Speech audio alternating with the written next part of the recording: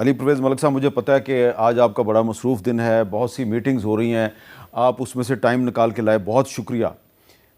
تو یہ بتائیے کہ یہ جو اپوزیشن جو ہے وہ سڑکوں پہ آنے کی دھمکی دے رہی ہے، تو ظاہری بات ہے اس کے لیے تو آپ کو تیل کی قیمتیں کچھ کرنی پڑیں گی۔ دیکھیں میر صاحب، سب سے پہلے تو بہت شکریہ جی۔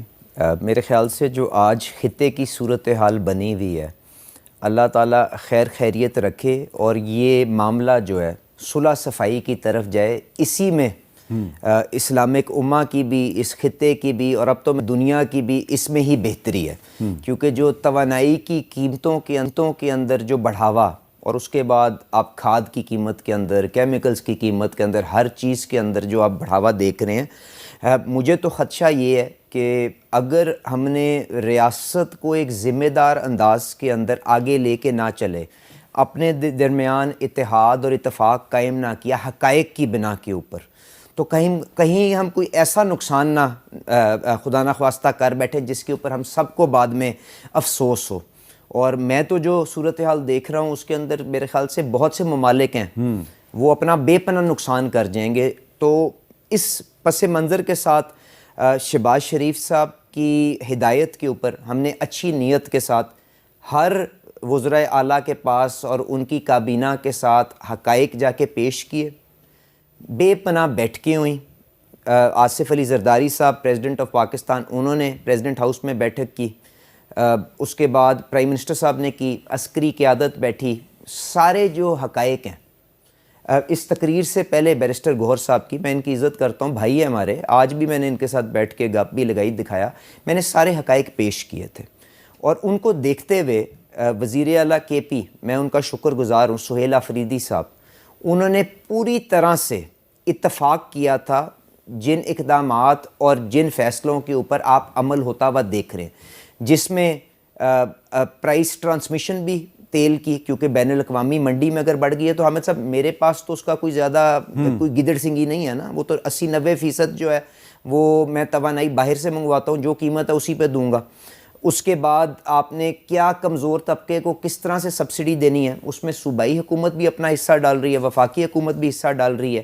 یہ ضرور اس فورم پہ فیصلہ ہوا کہ جی 60 ارب روپے اگر پاکستان نے آپ کی لینڈ کروزر کے لیے بھی، میری لینڈ کروزر کے لیے بھی، اور موٹر سائیکل والے کو بھی ایک جیسی سبسڈی دینی ہے، تو آپ تو 60 لیٹر ڈال کے اس کے اندر ایک بڑا حصہ دبوچ لیں گے، موٹر سائیکل والے کو تو 2 لیٹر کے پیچھے چند 100 روپے ملیں گے۔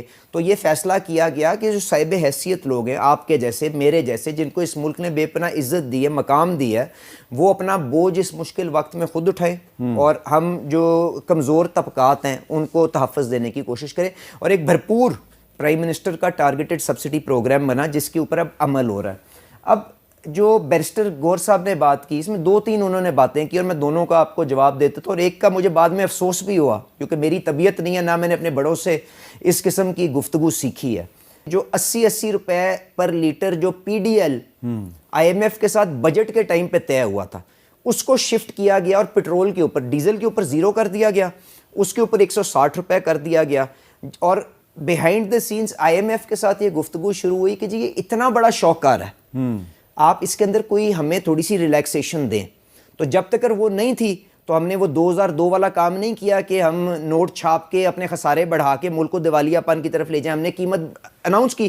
اس کے بعد جب وزیر اعظم صاحب خود بیچ میں انوالو ہوئے تو انہوں نے 80 روپے کی ریلیکسیشن دی، تو عوام کو فوراً ٹرانسفر کر دی۔ اس کے بعد جو بین الاقوامی منڈیوں میں تیل ہے اس کا خرچہ آپ کے سامنے ہے، میں ایک ایک کر کے پیش کر دیتا ہوں۔ اب انہوں نے وہاں پہ یہ بھی بات کی کہ جی کہ مینڈیٹ ابھی بھی جو 80 روپے فی لیٹر لیوی ابھی بھی ہے جی، پیٹرول پہ ہے، ڈیزل پہ 0 ہے جی۔ پیٹرول پہ جو ہے وہ کیوں ہے؟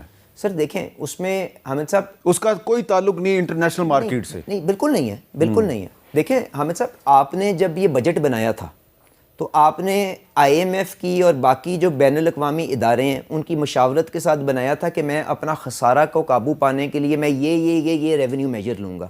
اب 70 سال میں ہم ڈائریکٹ ٹیکسیشن کو نہیں کر سکے، ہم تاجروں کو نہیں اپنی ٹیکسیشن میں لا سکے، ہم کاشتکار جو منافع بخش اب آپ نے خود ہی ساری بات بتا دی ہے کہ ایف بی آر کی جو ناکامی ہے، اس کی نااہلی ہے، اس کا جرمانہ پاکستان کے عام لوگ کیوں دیں؟ حامد صاحب گزارش یہ ہے کہ یہ تو ایک فیکٹ ہے نا کہ 60%, 70% ہم ٹیکس جو ہے وہ اشیاء کی قیمتوں پہ لوڈ کر کے کرتے ہیں. تو آپ میری اس کو نالائکی سمجھیں, میرا فیلئر سمجھیں. بات یہ ہے کہ ابھی تو ہم نے اس کرائسس سے نکلنا ہے نا. اس کے بعد جو 70 سال 80 سال کے اندر جو کمزوریاں اس ملک کے اندر آئی ہیں وہ ایک دن میں تو اس جنگ کے اندر تو ہو نہیں سکتی. ٹھیک, جو آپ کو جس چیز کو طے کرنا ہے وہ یہ ہے کہ کیا پچھلے 2 سال کے اندر شہباز شریف صاحب کو tax to G D P 9% ملا, انہوں نے اس کو بڑھا کے 11% کیا کہ نہیں کیا, بہتری آئی کہ نہیں آئی, اس کو 15% ہونا چاہیے, پر کوئی ایک رات کے اندر اس کو تبدیل نہیں کر سکتا. تو اس کے اوپر کیا سفر شروع ہوا کہ نہیں ہوا, لیکن یہ وہ معیار ہے جس کے اوپر آپ کو دیکھنا ہے. سب پہ ٹیکس لگ رہا ہے, تاجروں, چھوٹے تاجروں کی بات ہو رہی ہے, ان پہ ٹیکس نہیں لگتا. تو اگر چھوٹے تاجروں پہ ٹیکس نہیں لگتا تو اس کا جو خمیازہ ہے وہ عام لوگ کیوں بھگتے؟ دیکھیں مجھے پتہ ہے آپ کو احساس ہے عام لوگوں کی مشکلات کا, لیکن لوگ کہتے ہیں کہ ہماری آواز بھی حکومت تک پہنچا دیں. حامد صاحب ایک منٹ ذرا سن لیں, یہ لوگوں کی میری ایک سنیں, میں ان کی آواز میں کیا ہلکے سے نہیں آتا. میں بالکل یہ بات کو میں بھی وزیر اعظم صاحب کے آگے کہتا ہوں کہ دیکھیں اگر کوئی چیز پیچھے سے مہنگی آ رہی ہے اس کو آپ اپنا منافع ڈالے بغیر, ٹیکس ڈالے بغیر آگے دیں تو کسی کو کوئی تکلیف نہیں ہوگا, سب پیٹی کسیں گے. پر جب آپ اس کے اوپر اپنی آمدنی کمانے کا حصہ بنائیں تو لوگ اس کے اوپر احتجاج کرتے ہیں کہ جی حکومت بھی بوجھ کرے. بٹ اگر وہ نہیں ہوتا حامد صاحب, اگر وہ نہیں ہوتا تو کیا آپ خسارے اس حد تک لے کے جا سکتے ہیں کہ آپ سے آئی ایم ایف ہاتھ کھینچ لے اور آپ کو 25-30 ارب ڈالر جو ہے جو سالانہ درکار ہے وہ آپ اس کو اکٹھا نہ کر سکیں؟ اس کے نتائج ذرا ایک سیکنڈ کے لیے دیکھ لیں. تو میں بالکل لوگوں کی تکلیف تسلیم کر رہا ہوں.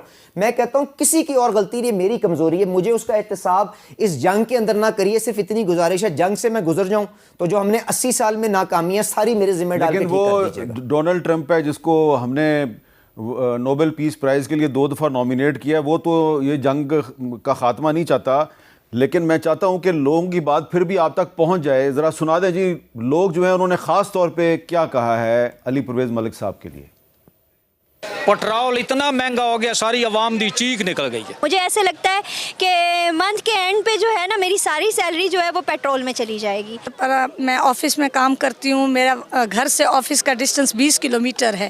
تو جہاں میرا روز کا 1000 لگتا تھا اب میرا 3000 کا 2500 کا پیٹرول لگتا ہے. تو میں تو اس حکومت سے بہت مایوس ہوں. پیٹرول 380 روپیہ ہے اور میری انکم جو ہے نا 1000 روپیہ پر ڈے کماتا ہوں. میں گھر چلاؤں گا یا پیٹرول ڈلواؤں گا. یہ گورنمنٹ تو جو ہے نا یہ غریب مار گورنمنٹ ہے. یہ ہمیں گاجر بھی کھلائیں گے اور یہ ہمیں لتر بھی ماریں گے, اور یہ مار رہے ہیں مسلسل. پیٹرول مہنگا ہوا ہے. سب سے پہلے بڑے بچے کی وین والے نے کہا جی فیس بڑھائیں, دودھ والا اس نے کہا جی پیسے بڑھائیں, کام والی آئی ہے پیسے بڑھائیں. میری دکان پہ 6 ملازم کام کرتے تھے, اس وقت 2 کر رہے ہیں. ہم ان کی تنخواہیں نہیں افورڈ کر سکتا کیونکہ کام نہیں ہے. ہم تو ڈوبے ہوئے تھے, اوپر سے انہوں نے اوپر سے پتھر رکھا ہم پہ, بس انہوں نے ہمیں باہر نہیں نکالا, اوپر سے پتھر رکھ دیا.